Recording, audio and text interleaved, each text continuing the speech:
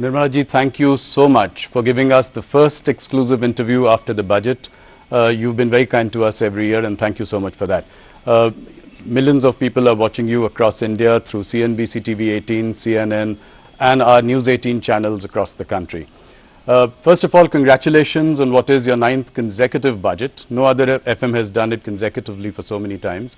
I think it has also been a period which has been marked by a lot of turbulence. You've seen it all. You've seen the pandemic, you have seen some shooting wars and now tariff wars, and through it all you have steered the economy. I think if you look at the bigger picture, a job very well done indeed. You know, it is one of the fastest growing economies in the world, any consequential economy in the world. You know, you've managed to keep fiscal discipline under check. You've also kept inflation well below 2%. So the big picture really looking good. I'll ask my first question, which I always do when I start. You know, if you look at the reactions of the budget, some people have called it a status quo budget. People have called it a conservative, cautious budget. How do you react to this? You know, people saying no bold reforms this time. Of course, much is there in the fine print, and it is all coming out. The markets have, you know, come back today. So, what was weighing on your mind when you were preparing this budget?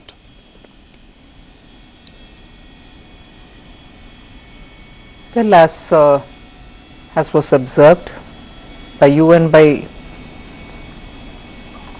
domain experts, not just in India, even outside, Indian economy's fundamentals are absolutely strong. It is the global uncertainties, which of course always every government has faced global uncertainties of different order, different level.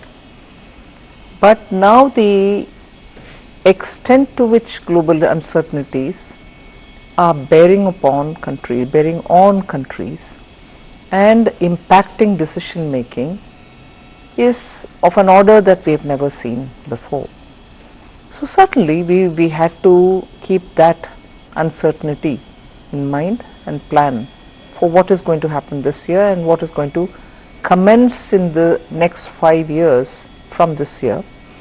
In that a new finance commission cycle starts, and above all, like the Honorable Prime Minister said, this is going to be the first budget in the second quarter of 21st century, which is up to 2050. Yes. In between, closer to 2050 is 2047, when Vikasit Bharat will have to be achieved. So our direction, our goal are all set. So it was for us to, keeping in mind the global uncertainties, plan for 1 for this year, 2 for the entire finance commission cycle, and 3 leading up to Vikasit Bharat, how do we want to take them? And that is why, slightly differently from every other budget, this time a lot more was said through Part B, right, which actually is unusual because it's not just the tax proposals taking us towards 2047.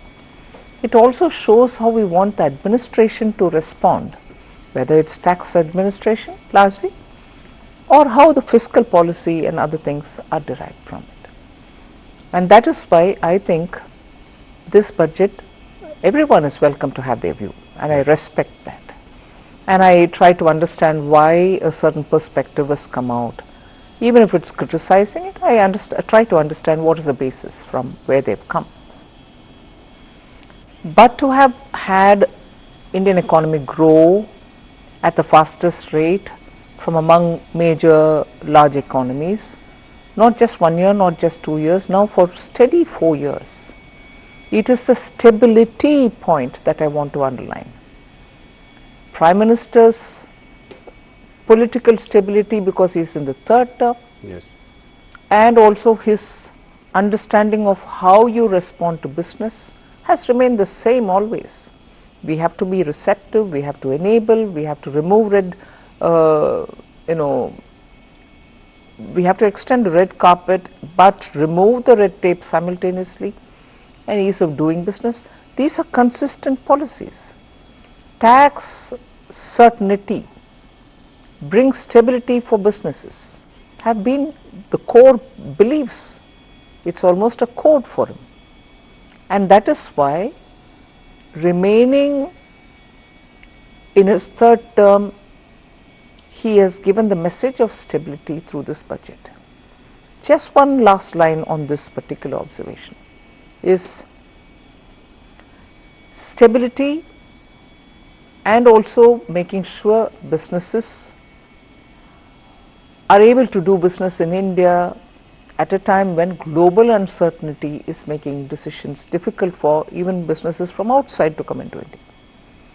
So we are clearly projecting India as a place where businesses can be done, and the large Indian consumer market will have to find its own higher levels of achievements, so opportunities for them. So that is, I think, therefore, this message. So vision, searching for vision, or saying this budget has no vision, is, I think, not understanding the perspective with which we are coming. And one last point here, budget and aside from budget, reforms continue. We have done several reforms, not through the budget, yes, but yet outside of it through the year. Yes. That is why the expression Reform Express, it is continuing to move and move at a good pace. So not just the budget, please look at the performance. No, you have done that with GST rationalization, which was outside the budget, a bold reform there. I think there are reforms here as well. What would you consider as some of the signature highlights of this budget? The customs overall, some of which have been, several of them have been mentioned in this budget, but there are several which couldn't be mentioned for want of time, and also the fact that there are few more which will carry on further. So the complete overall of customs is a major signature, and of course as a reform that, but looking at the frontier areas, investing in them, promoting R&D. So you're projecting a nominal GDP growth of 10%. What is your outlook for inflation and your estimate for the real GDP in 26-27? We've indicated it very clearly in the budget. I'm very sure that inflation will remain within the tolerance band, and therefore inflation doesn't have to worry us much.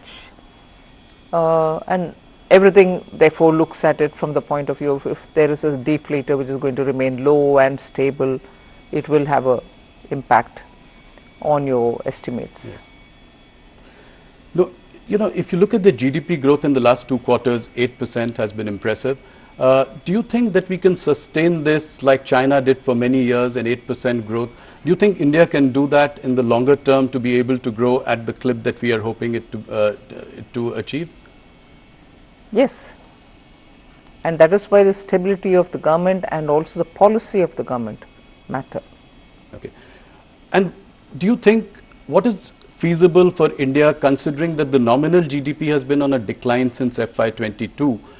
So where do you see the nominal GDP going in the next couple of years? I strongly believe once the fund flows come in, because all of the factors are strong, all of the factors have really been the strength of India. So your macroeconomic is, 2 days ago we had this news report saying foreign exchange reserves have touched and crossed 700 billion. Yes. So you have every indicator doing well. So what is that one thing which can make a difference? That one factor which can make a difference, and this is common knowledge, is if there is more funds flowing into India, that itself will give us a big relief. And for that, those who went out also went out booking profits. Right. So India will have to draw a lot more funds for investments in India. We'll come to fund flows in a little while. An interesting thing that I noticed, World of Statistics says that China contributes 26% of GDP growth in the world, global GDP growth. India contributes 17%. Right, so overall put together we are 43%. US has done a mere 9.9%. Elon Musk had an observation here. He said that the balance of power is shifting. Would you agree with that? And how soon can we close the gap with China? It is the truth that China and India together contribute so much. That's a fact. For India to aspire to bridge the gap, yes, we have to work very hard. And there are sectors which will have to be given greater stimulus. Productivity gains will have to arise out of using technology. Our manpower should also get better deployed in the areas in which their skills lie. Yes, we have a lot of work to do, and we will have to do it. So, and that is where my trust and faith is. When the government is stable and when forward-looking policies are encouraged, we can still achieve it. Stability has been your big message this time. Tax holiday for data centers has been a bold reform this time. What response do you expect from this? And would it also apply to Indian companies like TCS? See, we are talking about global companies setting up GCCs. Yes. Global companies, if they are Indian in origin, will also have to have their profits and other things understood. Global profits made in India. And most of these global companies who are setting up business in India are already also paying tax. It's not as if they are not being covered by taxation for the earnings that they get from India. So if anyone who fits into this definition, not just this, we very clearly defined it. So referring to that definition, whoever fits in will get it. So an Indian company like TCS might fit into that. A global company. A global company like TCS would fit in. Before I go forward, I would like to take what the opposition feels about the budget. So Rahul Gandhi has always been very critical of the economy and what you've been doing. When Donald Trump talked about India as a dead economy, he chimed in immediately. In this budget, he says that the finance minister is blind to the realities facing the government. How do you react to this? He's the leader of the opposition in Lok Sabha. I want to take him seriously. And I want to take his observation seriously to see if things can be done better. But most often I think he shoots from his hip. He doesn't keep good foundational data and then make his observation. I think on the dead economy comment, I'm not referring to anybody else, but being in India, being in the parliament, being the leader of the opposition, hearing all the questions being asked during question hours, replies being given, written, standing up, ministers say, that one comment in his haste, voicing the comment made by somebody else from outside. You are a member of the parliament, you are a leader of the opposition. Are you saying you're living in a dead economy?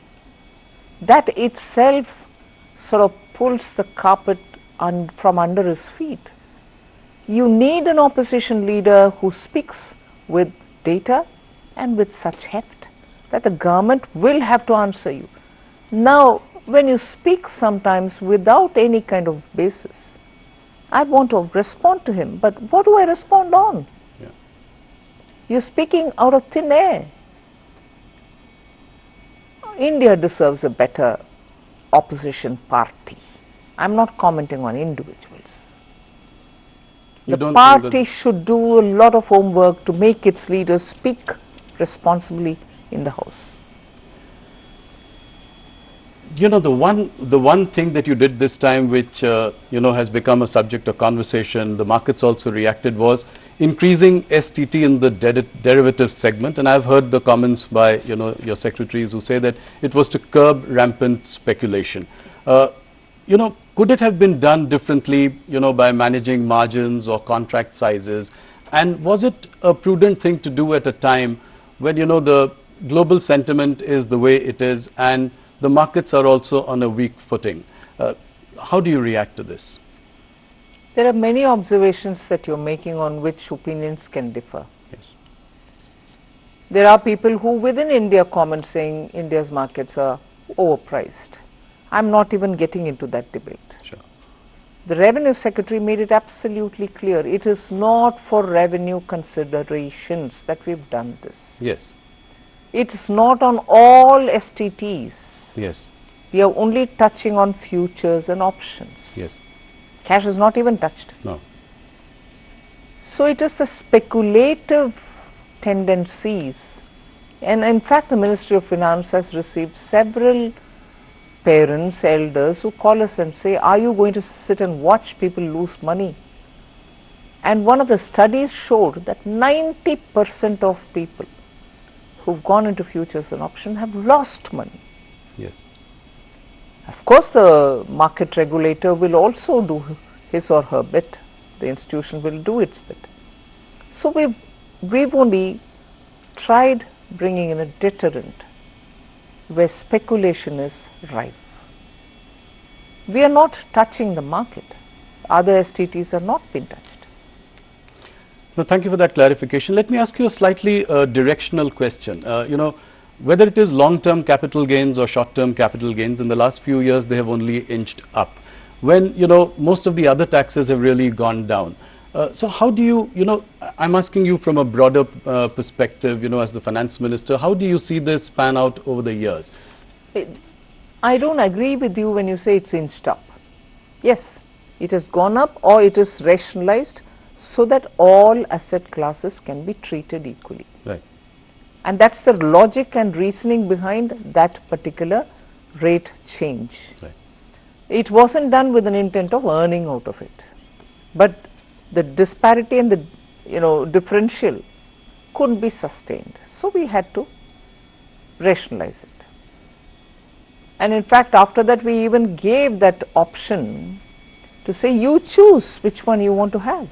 Right. I remember standing up during the government amendments time, the finance bill passing time, we brought in that flexibility to the people who felt that they were shortchanged. So that was rationalization, that wasn't for kicking up the rates. So you think that the current rates are comfortable and the stable approach towards tax incidence or keeping tax incidence stable, yes, has always guided us.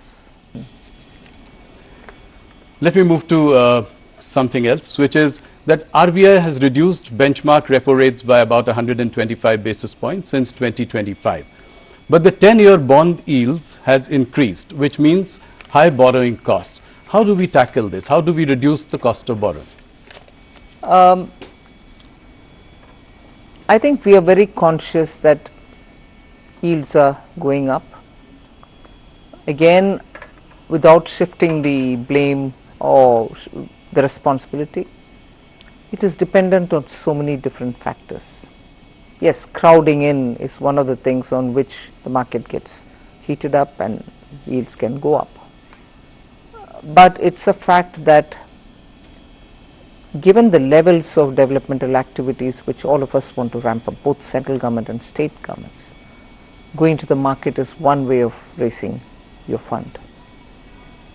But the yields going up also pushes back, and therefore people who want to look at better timing go back without raising the funds.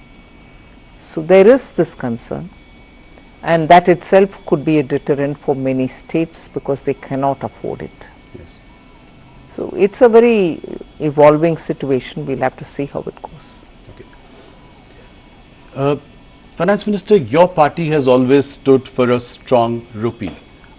But if you look at the Indian rupee in the last 1 year, it's been on a losing streak. It's almost lost 10% against the dollar, around 16% against the euro. Are you comfortable with this level of the rupee, and are you happy with the steps that the RBI is taking to maintain it? Let's understand one thing. Our party, yes, was in favor of and is in favor of always a strong rupee, no doubt. But it's also got to be predicated in the context of how the economy is. Economy suffering from high inflation, economy being fragile, and your rupee value also not in a good position, makes it really hard and difficult for everybody. But one thing I can clearly say is economy is fine and fit. Yes. Your macroeconomic fundamentals are strong. And that's not to say, look, therefore are you being indifferent to rupee dollar exchange rate? I'm not indifferent. but I'll also look at it from the realistic challenges that we have to understand where rupee is finding itself now. Reserve Bank is closely monitoring. So you are saying that you are comfortable with this situation at the moment? I'm leaving it there. I don't think I will say I'm comfortable, not comfortable. I'll leave it there. Okay. India's holding of US Treasury bonds have declined about 25% compared to the peak of 2023. At the same time, Reserve Bank of India has increased its holdings on gold. Do you see this trend continuing? I think many central banks, not just Reserve Bank of India, are pitching to buy more gold, and India seems to be following the trend. Okay. Gold is up by about 80%, silver by 250%. How do you see this in the last 1 year, this phenomenon? The uncertainties in the world are making people to fall back on, let's say, time-proven asset, which is gold. And that's bound to be, because it is beyond anyone's fair assessment to see where things will move, and therefore the demand for gold. That brings me to the next point, which was also discussed a lot this budget. Capital gains on sovereign gold bonds purchased in the secondary market. Market participants feel this is some kind of a retrospective tax. Do you agree with that? What was the logic behind this? No. The intent of the sovereign gold bond was at the time of the issuance, and also making sure that you hold it the full term. Yes. So those are the two boxes to be checked. If you are doing one and not the other, you picked it up not at the time of issuance but from the secondary markets, one of the boxes not getting ticked, and therefore you're taxed. You bought it during issuance, but you're not holding it full term. Right. One box is not checked, so you're being taxed.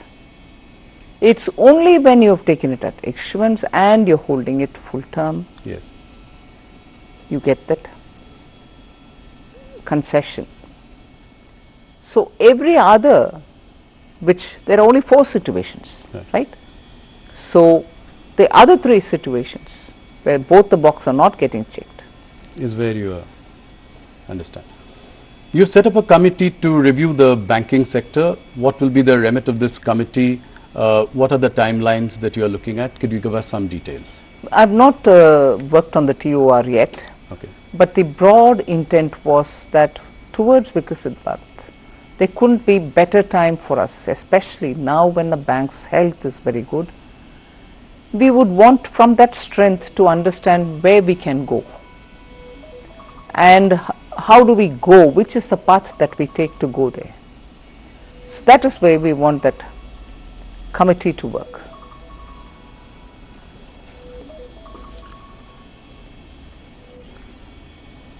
You know, in the past you have been disappointed about private sector, capex not picking up. This has been, you've said it in a couple of meetings, you've said it in our interviews as well. Do you see an uptick now because of certain reforms that you have introduced? I see some green shoots. I think it is the situation is improving, and I have reasons to believe that private sector investments will only grow. When I was asking you about this bank committee, there are 2 questions that I have related to that. One is, are you looking at the consolidation of PSU banks? Some mega banks as opposed to a whole lot of PSU banks today. And the second, would you allow conglomerates, Indian private conglomerates, to get into banking? That's for the committee to tell me. Of course, I've told you that the terms of reference is not made yet. But obviously, when you're looking at banking for Viksit Bharat, banking sector for a Viksit Bharat, there are many core such issues which the committee will have to look into. We'll wait and see what they have to say.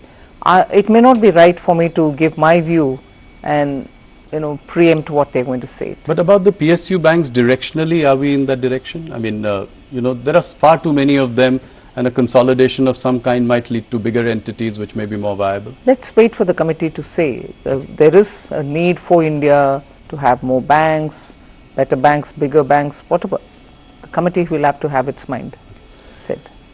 One more interesting question I have, that you'd announced 7 new high-speed rail corridors in your budget.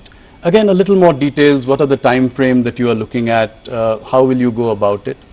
It's so much left to the rail ministry, but the fact that they've done the ground necessary study and the route plan and everything else, and they were absolutely clear that budgetary announcement will make them, sit up and deliver it.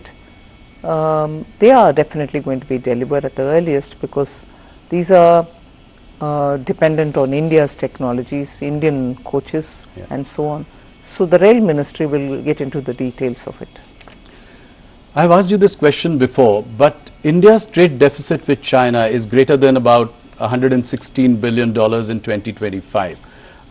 Even though the exports have also gone up, how do you tackle this issue? That is where I think we are very clear in Atmanirbhar Bharat. We need to have capacities built in India for those essential goods that we import, and make sure that we are able to make it in India for Indian market. Even as I say this, we have not restricted the imports of some of the critical machines or equipments or some raw materials which are so important for our industries. So capacities will have to grow, but in the meanwhile you still need, for those very same capacities, imported equipments.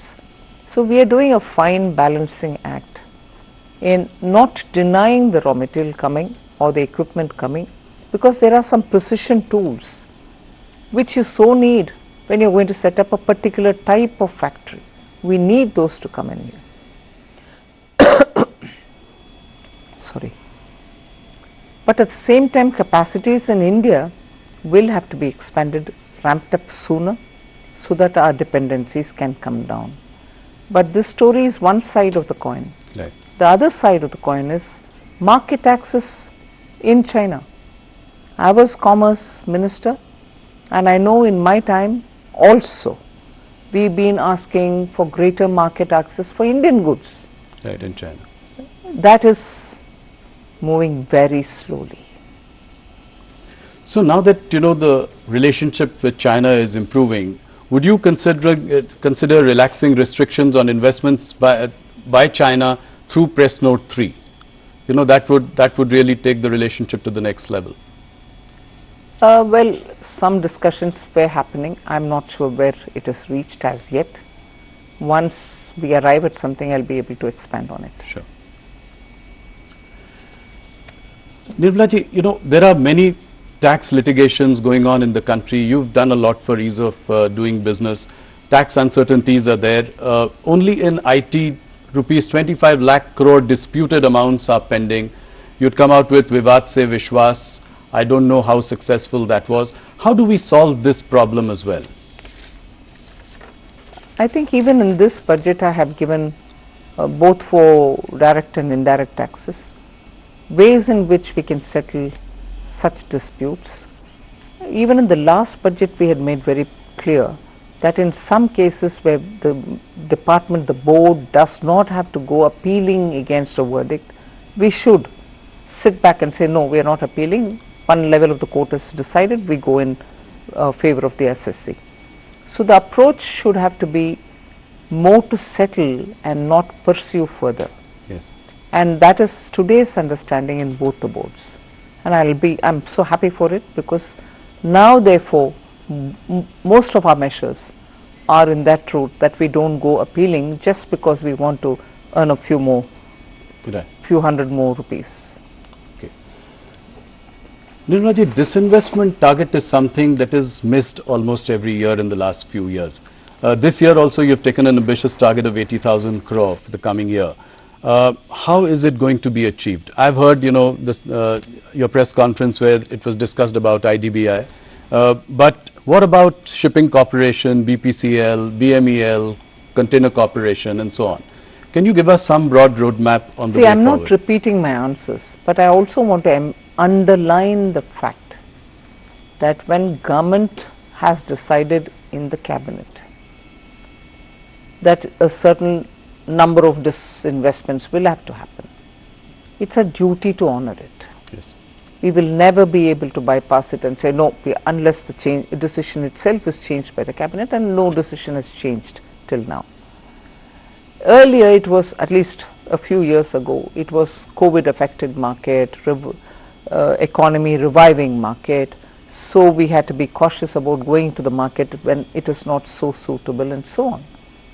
But I am very clear that I will be focusing also now on disinvestment, having given quite a few concessions in direct taxation, having been given in GST indirect taxation. My revenue also will have to be looked at from the point of view of what am I going to get out of disinvestment. Yes. So it's not to say that I didn't give the attention earlier, but the earlier attention was circumscribed by the fact that we were facing COVID, or we just came out of it, or the situation in the market is not. And some sectors do well, and therefore you can take them forward faster. Yes. Some others take their own time. But we will be going ahead with. So this time it's a very decisive Yes. mandate to go for. That's right. And you're very confident of achieving the number Yes. as well.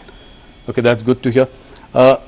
You know, this budget has also given a big fillip to AI, and I would like you to spend a little time trying to help our viewers understand the rationale behind it. The Eco Survey does point out to an AI bubble building up in valuations.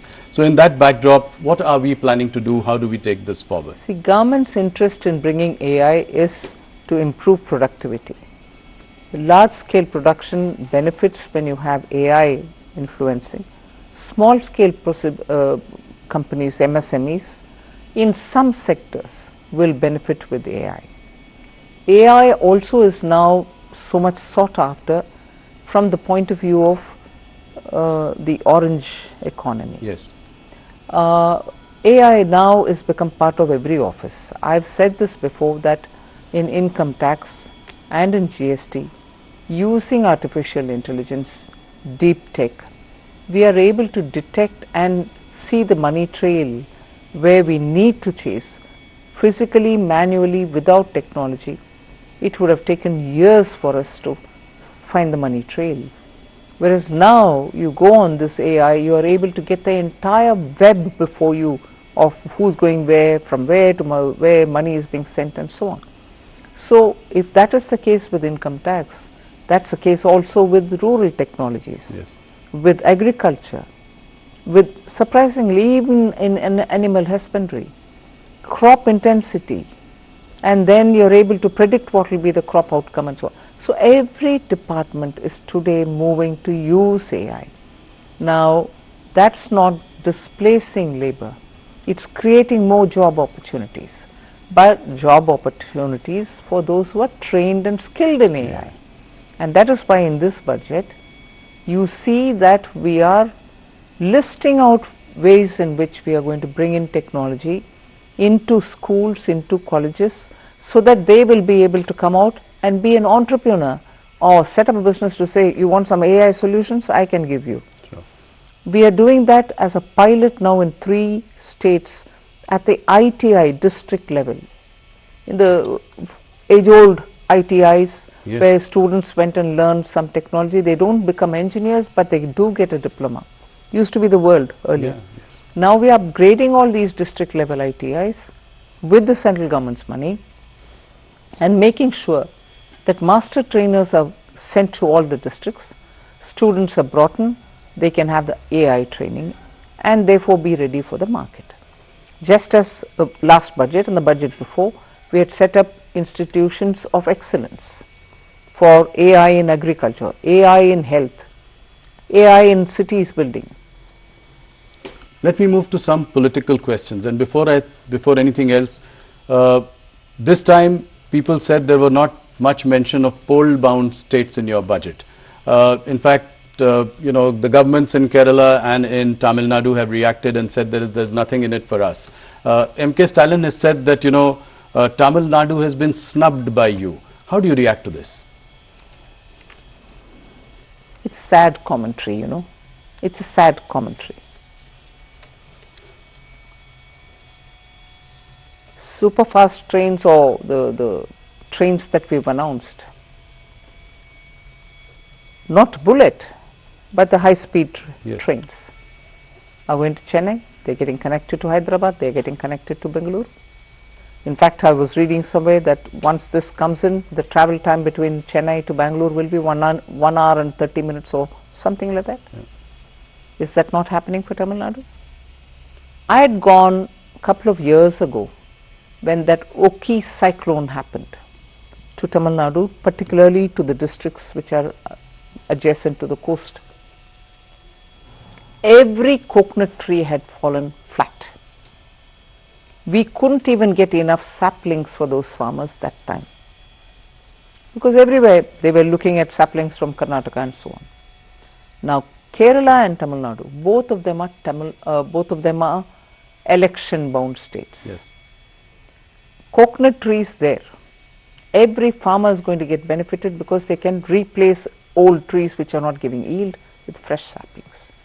Coconut promotion doesn't benefit pole-bound Tamil Nadu, doesn't benefit pole-bound Kerala.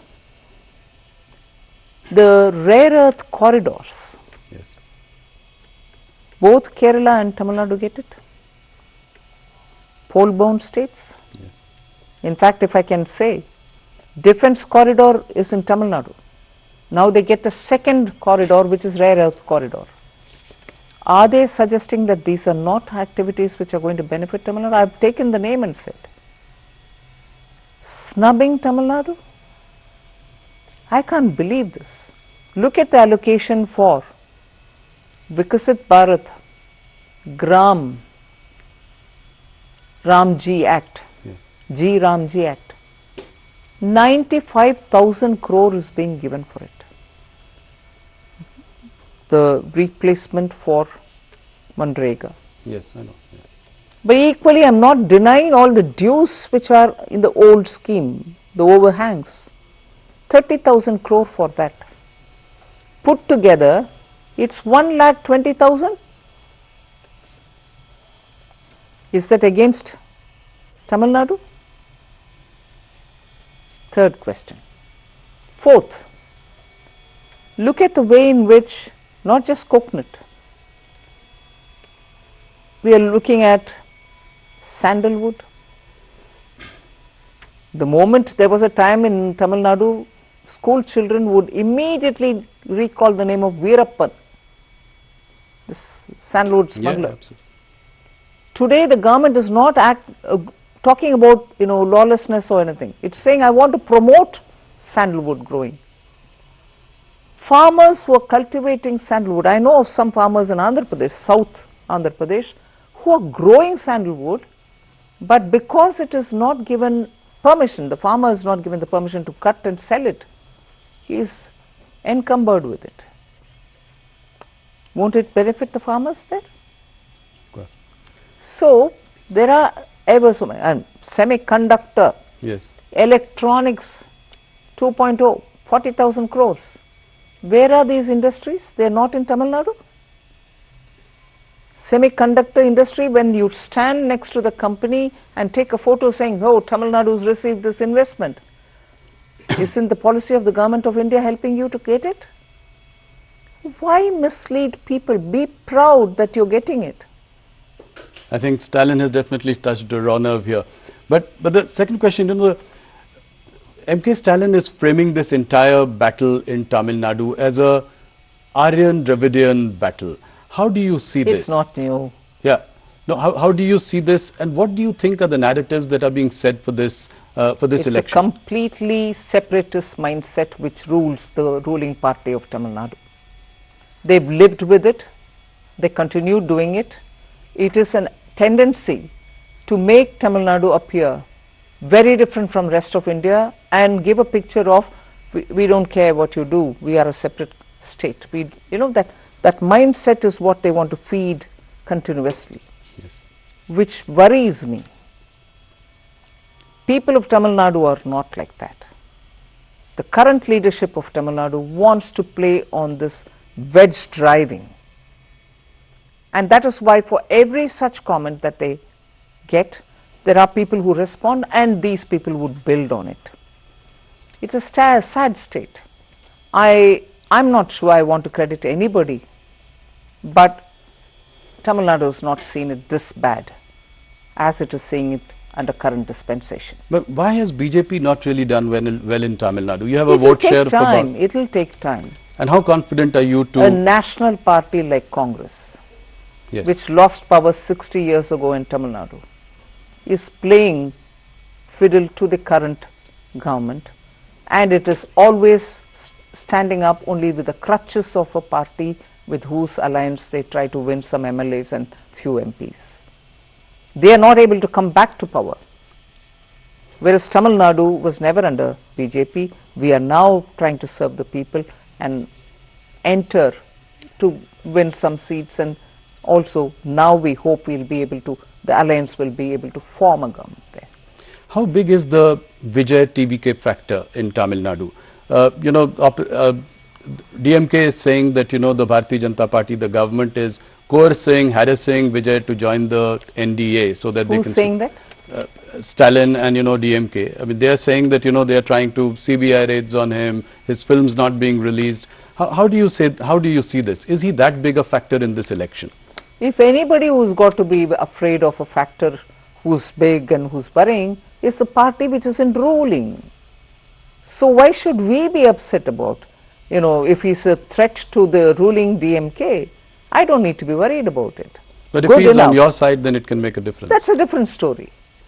So DMK being worried about Vijay, I can understand it, because DMK on Vijay on the one side, either with or without us, the ADMK alliance, the NDA alliance, now very strong, also coming up, are all making DMK, although they are in power, completely insecure. That is why you find all kinds of freebies being announced even now. If you've been in power 5 years and you've governed well, whereas I would allege that they didn't govern well because lawlessness, drugs, like never before in Tamil Nadu. But if you had governed well, and that's what you claim, why would you want to throw all these freebies now? But is the BJP worried that, Vijay could come together with Congress? They are both making overtures with, to each other. So is that a worry that, that could be a formidable combination in Tamil Nadu? Where's Congress in Tamil Nadu? Despite the crutches that they're holding, the DMK crutches that they're holding, where's Congress? And today it's a divided house. Congress in Tamil Nadu is a divided house. Let them make up their mind where they want to be. One group wants to go with TVK. Yes. And the other group wants to remain with DMK. They've embarrassed themselves by wanting to be there, reap benefits there, but yet wanting to go to a new alliance. Haven't they messed themselves up? But do you think Vijay is the X factor this election, and is he consequential this time? Only the election can prove it. Okay. Thank you so much for taking so much time and answering all our questions. It was indeed a pleasure talking to you. Thank you, and look forward to the next interaction. Thank you very much.